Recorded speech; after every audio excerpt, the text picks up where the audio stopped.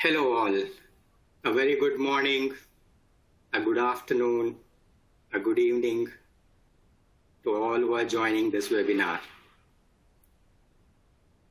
You would have seen us in similar webinars earlier. So this one is the next series of the webinar on remote interactive evaluations. Are you ready? So I'm Sanjay Shetgar, the Senior Consultant Global Pharma Biotech, and I'll be taking you through this remote interactive evaluation to give you updates with regard to how these evaluations are going to occur. To start off, we'll cover a history of audits, a quick one, followed by the USFD regulations, which are inspection related, that have been released during the COVID times. And we'll have a very quick poll, followed by a remote interactive evaluation process. We'll get into a little detail over here. And then we'll have planning. And I think here also we'll spend some time. And then I'll give you some perspectives, conclusions, and way forward. So the history of audits. Now this is something which probably everyone knows, but it's just important to understand how the phasing happened with regard to these audits. If you look at it, around the 1920s was a phase of emergence of audits. And between 1929 and 1940, we had the consolidation phase. The 1950s is where the technology came into picture. 1960s, the professionalism was incorporated, and 1970, the conflict and uncertainty aspects were covered. And it was in 1990, the real standardization of auditing really got initiated. So it's interesting to understand that the ICH actually came in around this time. On the modes of audit, there are paper-based audits, there are desktop audits, virtual audits, and then definitely on-site audits. So as you can see from this risk-based auditing model, as the site risk increases, the type of audit also changes. So if there are very low-risk sites, a paper-based audit could still do its job. But as it goes further, you start adding the desktop audits or the virtual audits and on-site audits. You would also notice that these audits are not in isolation, but they are kind of hybrid audits. So you would still use paper-based audit, you'll still use desktop audits, you'll still use a part of virtual audit sometimes. But when you go to on-site audit, there's always a preparedness portion that is associated with it. So you will find on-site audits getting done, and there will be a lot of preparation before the real on-site happens over here. Now, just coming to some of the USFD regulations that have got released which are inspection related. There's the process of making available guidance documents related to coronavirus disease 2019, the March 2021. And if you see that this is just to talk more about that, these documents that are getting released as a part of COVID are not going to go through the standard process of review, revision, and so on. It's going to be released as expected, that it meets all the expectations.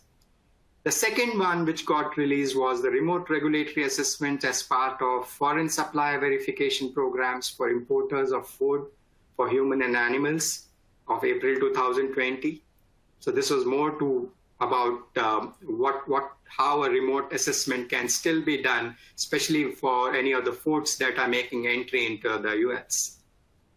The third one which got introduced was the remote interactive evaluations of drug manufacturing and bioresearch monitoring during the COVID-19 facility timing. And this was effective of April of 2021. And this is something that we will be discussing a little detail at some point of time later on. Manufacturing, supply chain, drug and biological product inspections during COVID-19, This was a public health emergency question and answer session. So this also kind of gives a good amount of details around what is expected out of the audits that are being carried out during this phase. So this was earlier released in August of 2020 and then updated in the May of 2021. Now, just before we get into the details, FDA has traditionally been doing 3 types of audits: the pre-approval, pre-market, preclinical inspections, the routine surveillance inspections, and then the for-cause inspections. And with the March 2020 onset of the pandemic, FDA decided that only mission-critical inspections are going to be performed. When you say mission-critical, it's basically the ones that have direct impact on patient safety, or there are some medications that are extremely important, either from a COVID perspective, or it could be from any other disease perspective.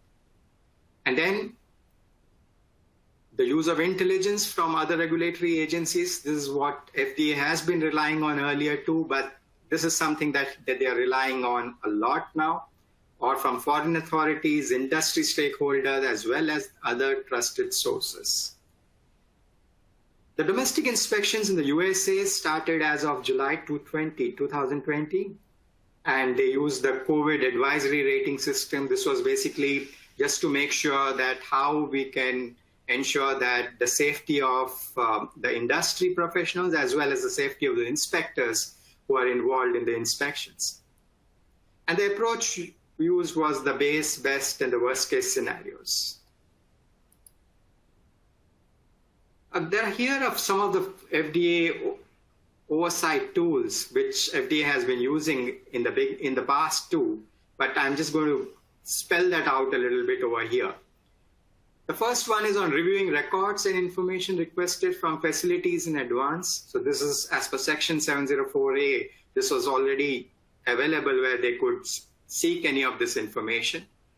Reviewing the past recalls and complaints, assessing the potential risk that is there from each one of these sites. Second one was the remote inspections, mainly for manufacturers of human and animal food. As of March 2020 and March 2021, about 1,000 odd inspections have already been conducted, and several import alerts have also been issued. The third one, which FDA is leveraging, is on getting updates from trusted state, local, and territory regulatory partners. Now here, they have completed nearly about 4,300 human food and nearly about 1,300 animal food inspections conducted on behalf of FDA, which is allowing FDA that additional oversight of the FDA-regulated firms. The other one is the leveraging information shared by trusted foreign regulatory partners through mutual recognition and confidentiality agreements. Now, based on these agreements, the third world countries have already started accepting and classifying third world inspections conducted by countries that are capable under the Section 809 of the FD&C Act. The fifth and one is again one which FDA has been using it quite often, that is sampling and analytical testing of FDA regulatory products, both domestic as well as international borders. They're using the risk-based product sampling and analysis approach. And as of now, there are already 65 foreign establishments on input alerts because of these testings. The alerts between 6678 section, which talks about the detention without physical examination of drugs based on analytical test results when laboratory analysis have revealed some potential risk. The sixth one is on the refusing entry to unsafe imported products into the US. Now, this is the electronic screening that US does while getting products inside the market, inside the US market. So these are the 6 major oversight tools that FDA is continuing to use and relying upon in order to make a decision around whether it is with regard to the critical site or is it a site that can be that needs to be audited at a later point of time. So it's basically prioritizing the audit scheduling. The risk factors that FDA is considering is in order to prioritize any of these inspections are product novelty, the complexity of the manufacturing process, and the compliance history of the quality management system. Since March 2020, here are some statistics that are there. There are nearly about 13,500 applications for medical product approval and authorization. And out of that, 600 required inspection oversight. 440 of them have been completed based on mission critical and or the prioritized ones from an FDA perspective. There are 68 which are still delayed at this point of time. What we'll do is that we'll just have a quick poll just to understand what each individual is thinking at this point of time with the kind of guidance that's coming out on virtual audits. I would just like you to have a look at the questions and then put a yes, no, or a maybe against it. First one is on regulatory audits in the form of remote interactive evaluations are here to stay. Take some time to enter that quickly, and then we can have a quick look at the results.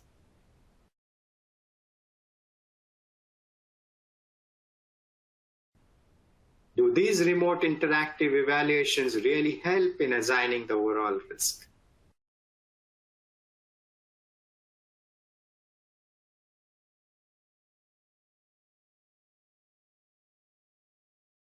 Can these remote interactive evaluations bring out critical or major concerns in an organization setup?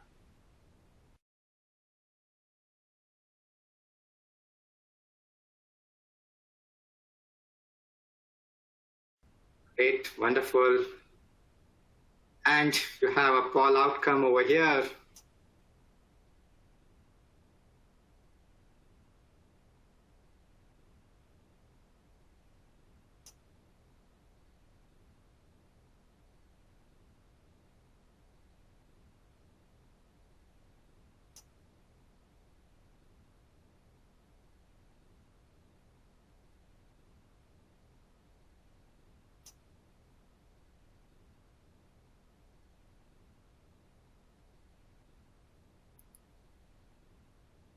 So let's understand what remote interactive evaluation process is all about.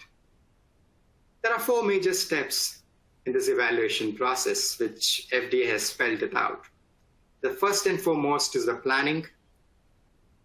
The second one is conducting a remote interactive evaluation. The third one is concluding a remote interactive evaluation. And the fourth one is the impacts out of the remote interactive evaluations. We'll spend a little additional time on the planning process, and I think that's where this whole webinar is going to add value to us. When you look at remote interactions, it's important to understand what does it mean for the industry. Like any other traditional inspection, the audit process was going to be more or less the same, except that it's going to be slightly different. The opening meeting would have the introduction and expectations that are set in. Majority of them would be on how the electronic data is going to be handled. And of course, trying to prioritize and the timings associated with it. That would be followed up with a walk through the site. Now, this walkthrough could be in terms of a pre-recorded video, or it could be a live streaming. And that all depends on how the auditors would want to look at it. So it's good to have a pre-recorded video in case the auditors are having a look at it, and then they could always ask for something more. The third is the key impacts from the pandemic. I think this is a question that's going to come to all the industry professionals on how has the pandemic impacted the pharmaceutical organization, whether it is from the absenteeism perspective, whether it is from missing schedules, non-availability of key personnel, as well as chemicals and standards, And this probably could happen through a remote document review or a chat option.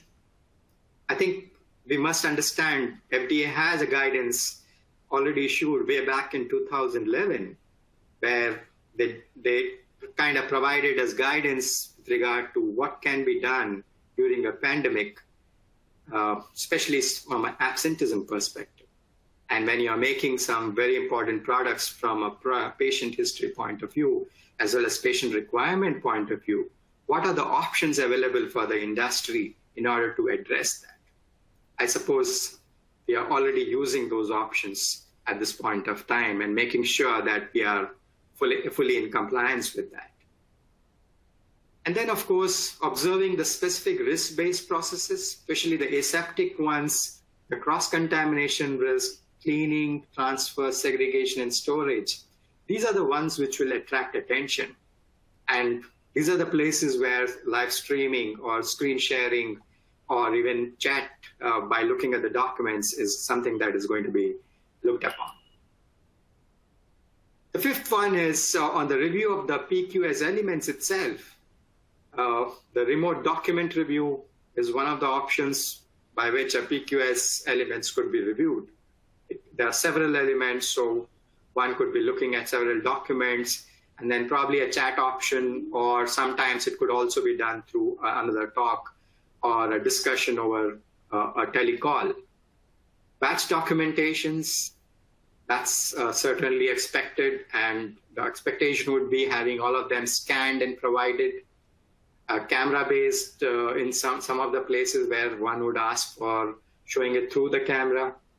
And then, of course, the chat options remain. The interaction with the operators and managers is another important element in any other audit. And that is something which will definitely happen through video calls. And then finally, the closing meeting with the team on what are their findings and what are the expectations that one has out of some of the things that have gone through during the number of days of audit. Typically, these audits, which are virtual, could take longer, and it could also depend on availability. At the same time, the time zone differences are something to be thought about when we are talking about virtual audits. Let's spend a little bit of time understanding the planning required. I think the first and foremost is the capabilities that are required in order to make sure that a virtual inspection is really well supported from the industry perspective. One of the foremost requirement is a good landline with a good speakerphone facility and options to merge calls where necessary. Availability of Microsoft Teams or Zoom or Adobe Connect, whichever is possible, but we know that FDA is relying on Adobe Connect, and most probably they would actually be hosting it. But it's still important to keep one of these options ready so that you can connect with some of the inspectors through that. Then, of course, is the video device that you're using. The camera that you're using, how good is the camera? Is the pixel quality good enough? The wide angle view, so that whoever is looking at it from the other end is able to get a good view and make an opinion around with it. Of course, the options of Zoom. I also talk about device holders because sometimes when some of the inspectors are asking us to go to a certain area, there is a lot of handshake and people are not able to really view what's happening over there. So it may be good to kind of get a stable connection with someone holding that with certain standard fittings so that it doesn't shake too much. Bluetooth connectivity, no doubt about that. I think this is some of the things that one would expect to prevent wires getting entangled and the movement not being restricted. Wi-Fi boosters and repeaters, I think this is something which definitely would be one of the needs in order to make sure that there is signal connectivity across the manufacturing setup wherever we are going in for a live streaming. So these are some things I think which we should be looking at upfront, making sure that at least the critical areas are upfront provided with these kind of boosters so that you can keep the connect on. Especially the critical areas like even the transfer processes, storage rooms, and of course we need to make sure the safety concerns, especially when there are API or intermediate manufacturing sites or solvent where solvent handling is there. So this is something I think we need to be keeping good care of. The video of the facility, process or equipment with a voiceover, if someone can just prepare that, I think this can add a lot of value. You can think over and have a kind of a video of the facility ready or of the process ready so that one can explain to the inspector the entire process.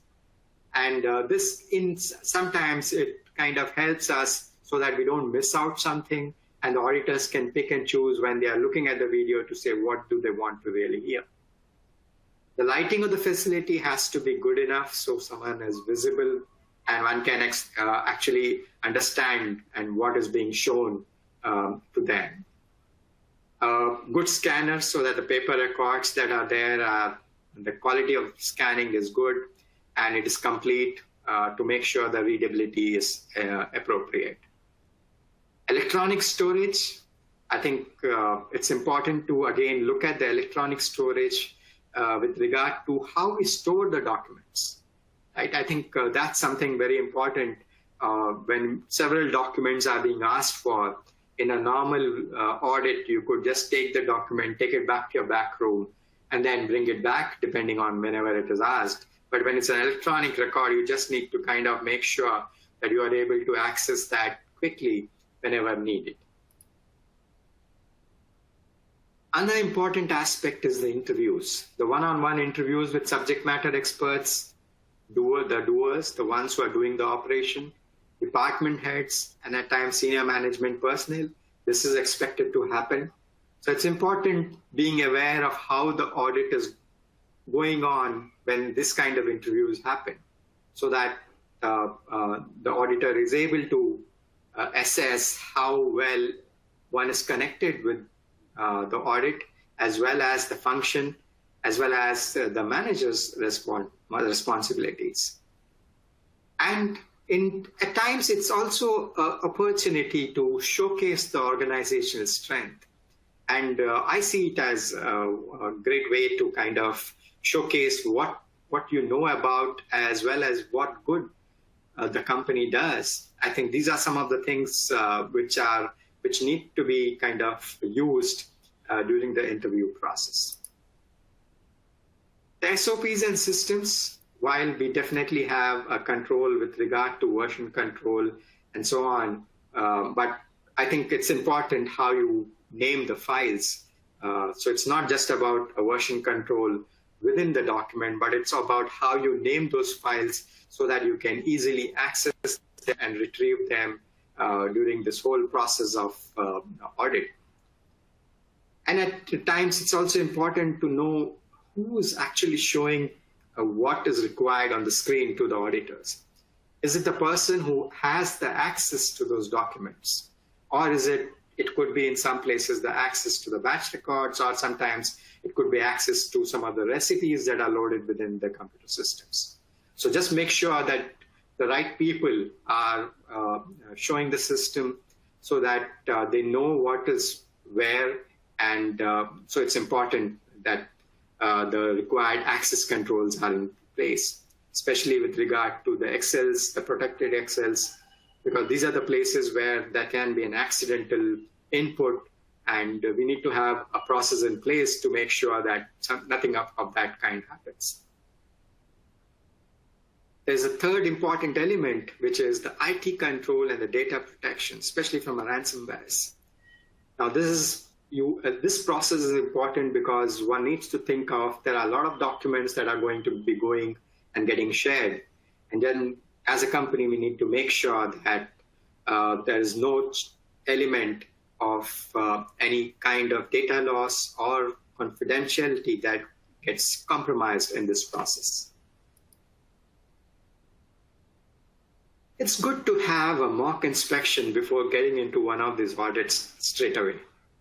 It may look very straightforward, but when you do a mock inspection and then kind of revisit it, you'll find what are those flaws that have occurred, and you have an opportunity to correct them in the real inspections. Especially the way the records are reviewed, the videos, how they show up. It's not just you that is getting showed up in the videos, but it's also the surroundings. And so it's important, one must be aware of that when the live streaming and the walkthroughs are happening. And the one-on-one interactions that happen, I think it's a good internal learning when you conduct such mock inspections. The last option on this planning piece is the fallback option, because it's important to know that there could be a connective loss. There could be something that can go wrong from a laptop point of view or a video point of view or a battery. It could be anything that can go wrong.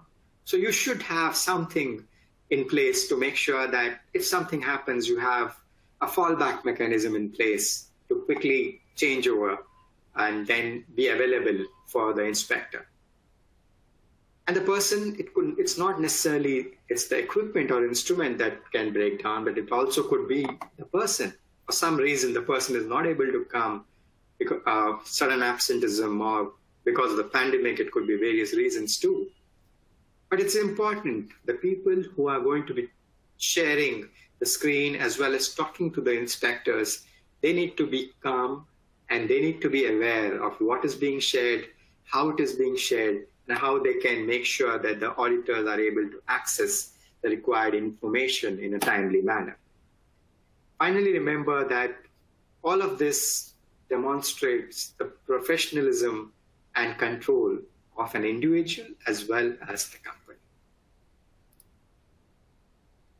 Coming to the perspectives, so there is a regulatory perspective, which today it's more of how the risk-based approach and the modernization of oversight tools can be looked after.